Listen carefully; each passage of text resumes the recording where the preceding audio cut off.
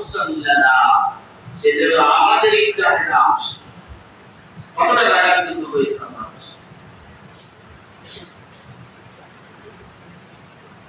আল্লাহ রাব্বুল আলামিন কুরবানির এই বিধান আমাদেরকে দিয়েছেন, তারপরে এই নয় এই কুরবানি করে আমরা মানুষের কাছে নাম করাবো, সুনাম করাবো। বাংলাদেশে সবচেয়ে বেশি প্রচলিত যেটা সবচেয়ে দাম পশু বড় কুরবানির পশুটা কার সবচেয়ে বড়, এটা এলাকাতেই মানুষের শান্তি আসে। কিন্তু আল্লাহ রাব্বুল আলামিন বলেন না তোমার পশুটা কত বড়, তোমার কুরবানির পশুটা কত বড়, এর মাংস কত হবে, এটা আল্লাহ তাআলা ঠিক আল্লাহ তাআলা ঘোষণা করেন ولا دماؤها ولكن ينالهم التقوى منكم। তোমরা যে পশু কুরবানি করবে এই পশুর গোশত আমি আল্লাহর নিকটে পৌঁছাবে না, এর রক্ত আমার কাছে পৌঁছাবে না, ওয়ালাকিন ইয়ানালুহুম তাকওয়া মিনকুম। এই মনের মধ্যে একমাত্র আমার সন্তুষ্টির জন্য আমার ভালোবাসা নিয়ে কুরবানি করেছো, তাকওয়া নিয়ে কুরবানি করেছো, আমার ঘর নিয়ে কুরবানি করেছো, ওই তাকওয়া আমি আল্লাহর দরবারে পৌঁছে যাবে। এটা শুধু মানুষকে দেখানোর জন্য কুরবানি।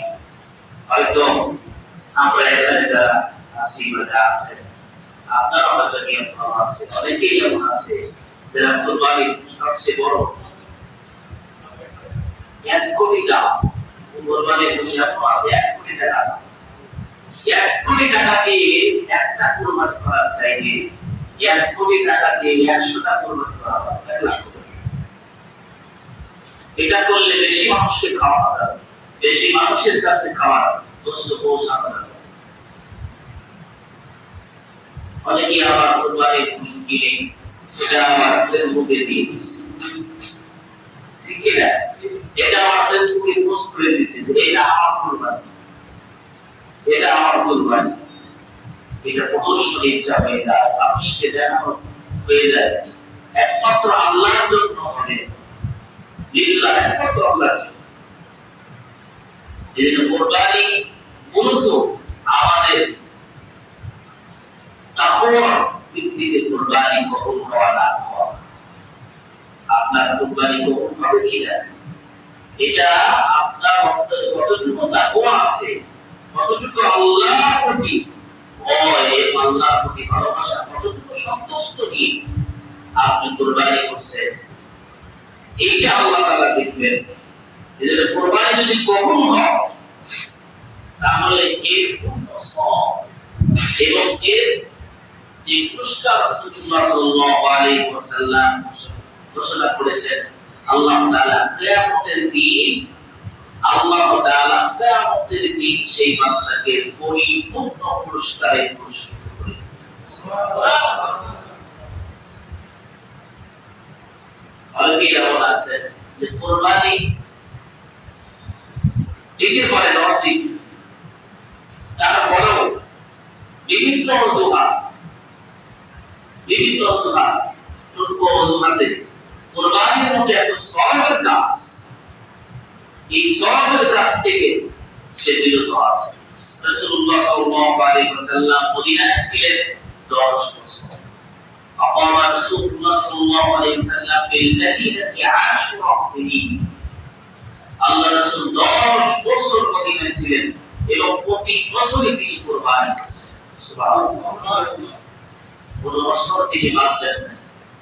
আল্লাহ রাসূল যে খুবই ধনী ছিলেন, স্বাবলম্বী ছিলেন তা কিন্তু আল্লাহ রাসূল ইচ্ছা করলে ধনী হতে পারতেন।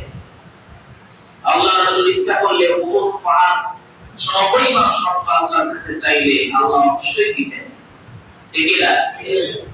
কিন্তু আল্লাহ রাসূল গরিবানা হালাত, এটা আল্লাহ রাসূল পছন্দ করেছেন। যেটা আল্লাহ রাসূল সচ্ছল ছিলেন না, কিন্তু সচ্ছল না হওয়া সত্ত্বেও আল্লাহ রাসূল 10 বছরই প্রতি বছর 1 বছর তিনি বাদ দেন নাই কুরবানি করেছেন। আমরা বিভিন্ন হাদিস থেকে দেখেছি আল্লাহ রাসূলের ঘরে 3 দিন পর্যন্ত খাবার ছিল না। 3 দিন পর্যন্ত কোনো খাবার থাকে শুধু খেজুর আর পানি দিয়ে আর চুলায় আগুন জ্বলতো না।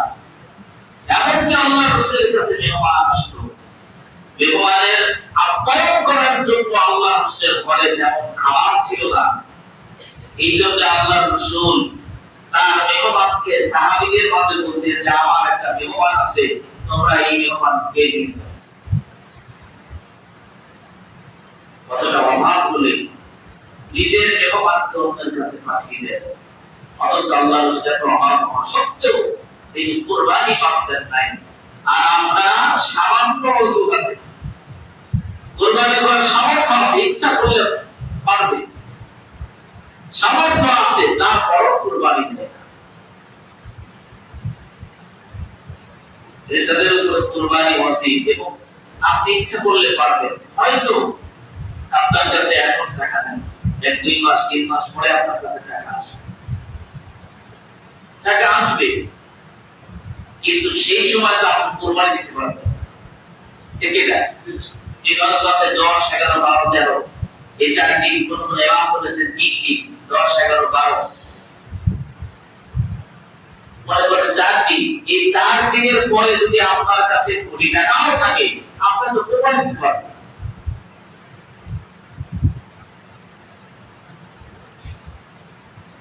এজন্য যাদের একটু সামর্থ্য আছে, মনে করে 3 মাস পর আপনার টাকা হবে, এখন টাকা নেই, সে গোলাটা না করে, বকিলতা না করে কুরবানি দেয়। এজন্য কৃপণতা করে কুরবানি থেকে, কুরবানির সওয়াব থেকে মাহরুম হওয়া এটা অপরাধ। আবার অতি উৎসাহী হয়ে যে অসীম নয় তার উপরে সামর্থ্য নাই কিন্তু অতি উৎসাহী কুরবানির সওয়াবের কথা শুনেছে, ওয়াজ শুনেছে, এজন্য অতি উৎসাহী হয়ে সুদের উপরে টাকা নিয়ে কুরবানি দেয়, এটাও তেমন অপরাধ। যে আপনি অতি উৎসাহী হয়ে যে কুরবানির এত সওয়াব, যে এই সওয়াব থেকে আমি মাহরুম হয়ে যাব, এই জন্য সুদের উপরে টাকা নিয়ে কুরবানি দিলেন। সুদের টাকা হালাল না হারাম? লা তুকবালু সাদাকাতুন মিন গুরুর, আল্লাহর কাছে কোনো হারাম কবুল হয় না। নাউযুবিল্লাহ, আল্লাহর কাছে কোনো হারাম কবুল হয় না। আপনি হারাম টাকা দিয়ে কুরবানি করবেন, এটা কবুল হবে না। এটা অতি উৎসাহী হয়ে এটাও করা যাবে না।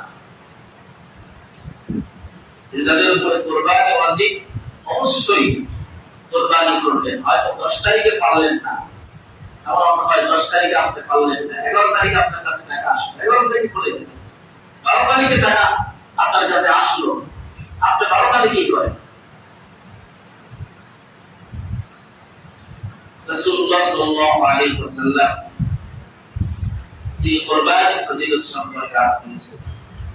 আল্লাহ রাসূল ফাতেমাকে ডাকলেন, ইয়া ফাতেমা কুমু ইলা উযহিয়া, তুমি তোমার কুরবানির স্থানে যাও এবং তোমার পশু যখন কুরবানি করে ফাশহিদুহা, সেই কুরবানির পশুর দিকে তুমি লক্ষ্য রাখো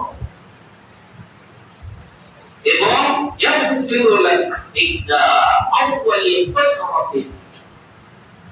আল্লাহ রাসূল বললেন, ইয়া ফাতেমা, তোমার কুরবানির পশু যখন কুরবানি হলো, জবে হওয়ার সঙ্গে সঙ্গে প্রথম রক্তের ফোঁটা এটা যখন বের হলো, আল্লাহ তাআলা তোমার জীবনের সমস্ত গুনাহ মাফ করে দিয়েছেন।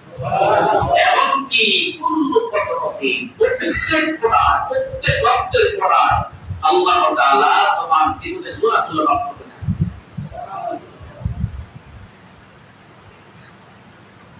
তবে এই কুরবানি অনেকে সামর্থ্য রাখে না। আবার দেখা যায় যে যদি শরীকে কুরবানি দেওয়া যায় তাহলে একটু ভালো হয়, শরীকে কুরবানি দেওয়া যাবে।